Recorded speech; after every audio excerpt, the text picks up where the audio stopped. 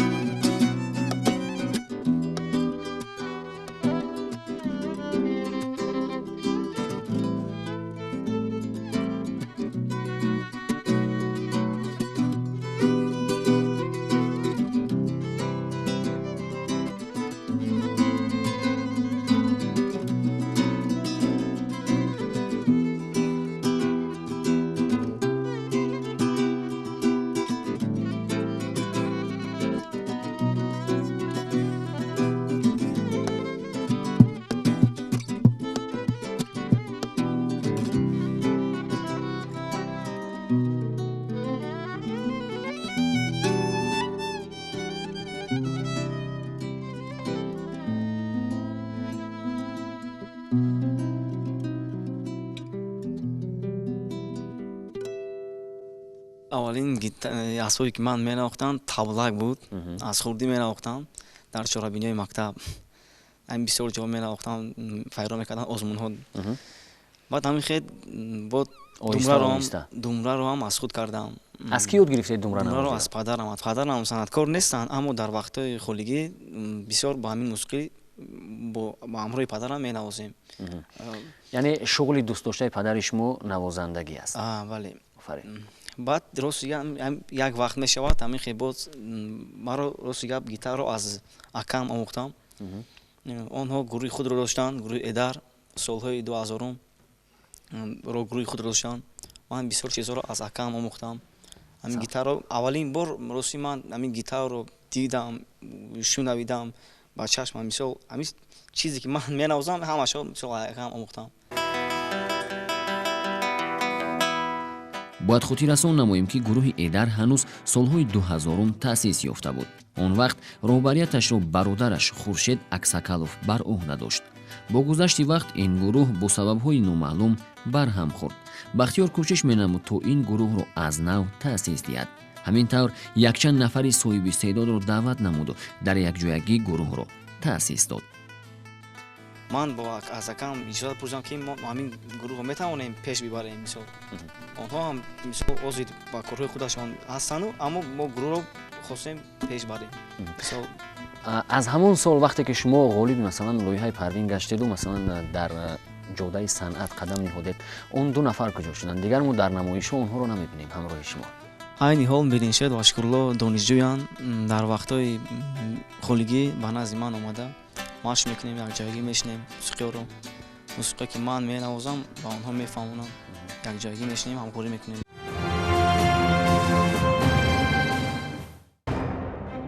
соли 2015 муассисаи давлатии телевизиони кӯдакону наврасон Баҳористон ба хотири дарёфт ва дастгирии чеҳраҳои нави соҳиби истеъдод дар ҷодаи санъат лоиҳаи нав, аниқтараш озмуни телевизионии Парвинро роҳандозӣ намуд. маҳз ин лоиҳа василаи хубе буд барои чандин наврасони соҳиби истеъдод ки ба қуллаҳои баланди санъат бирасанд. бахтиёр низ аз зумраи иштирокчиёни муваффақ гаштаи ин лоиҳа ба ҳисоб меравад.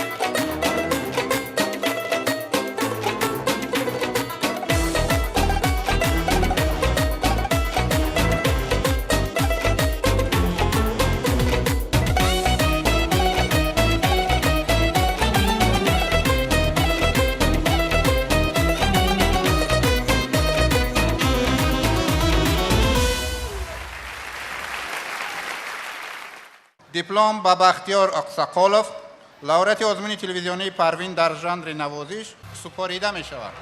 مرحبا.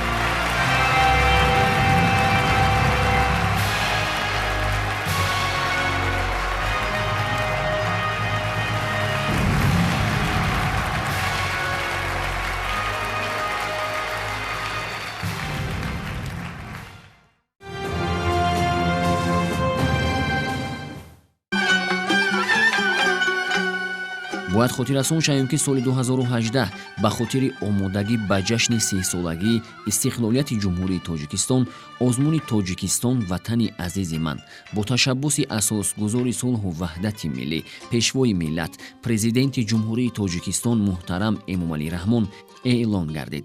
озмуни мазкур дар 3 давр ва аз рӯи номинатсияҳои сарояндагӣ, ровигӣ, шоирӣ, навозандагӣ ва оҳангсозӣ баргузор гардид. бахтиёр ҳам тасмим гирифт дар номинатсияи навозандагӣ иштирок намуда малакаву маҳорати худро бори дигар санҷад. ҳамин тавр ӯ 3 даврро бо муваффақият паси сар намуду дар ин озмун низ ғолиб баромад.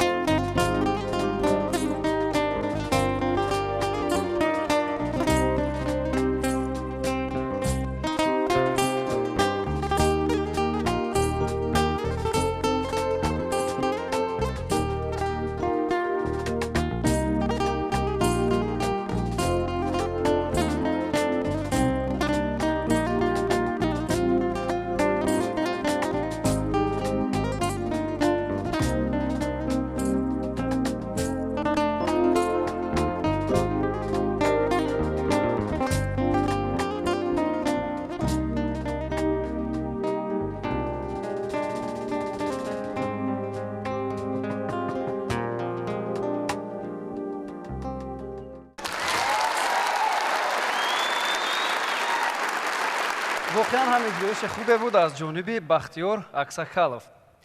шояд ин гуфтаҳоро баҳогузории ҳакамон низ тасдиқ мекунанд. марҳамат. 8, 8, 9, 9, 10.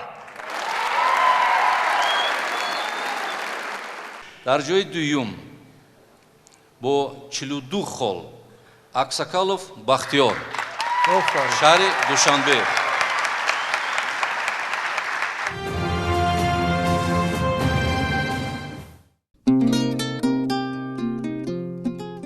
воқеан ҳам Бахтиёр истеъдоди нотакрор дорад.